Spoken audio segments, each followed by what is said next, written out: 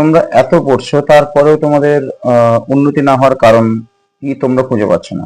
যে স্যার আমি না প্রচুর পরিশ্রম করছি, এত পরিশ্রম করছি, সকাল থেকে সকালে পড়তে যাচ্ছি, রাতে ঘুমোতে যাচ্ছি আর 1:30 2টো 3টে পর্যন্ত, তারপরেও স্যার আমাদের কোনো উন্নতি হচ্ছে না।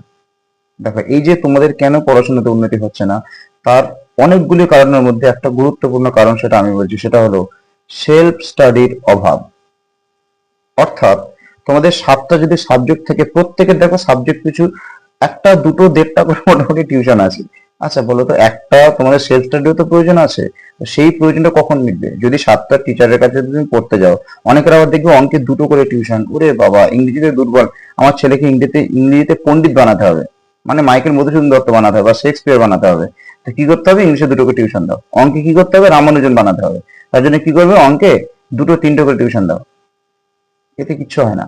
তুমি যে কোনো একটা সাবজেক্টে একটা টিউশন নাও, নিয়ে সেই স্যারকে একদম নিংড়ে নেওয়ার চেষ্টা করো। নিংড়ে নেওয়া মানে যা তোমার কোয়ারিজ আছে সেই স্যারের সঙ্গে তুমি কনসাল্ট করো। যখন দেখবে যে সেই স্যারের কাছে তোমার কোনো সমস্যা হচ্ছে, তোমার যে সমস্ত কোয়ারিজ গুলো উনি পূরণ করতে পারছেন না, তখন তুমি অন্য জায়গাতে যাও। কিন্তু একটা রেখো, রাখলে কি হবে? তুমি সেলফ স্টাডি করার সময় পাবে। আর সেলফ স্টাডি হচ্ছে কি পয়েন্ট অফ ইউর সাকসেস।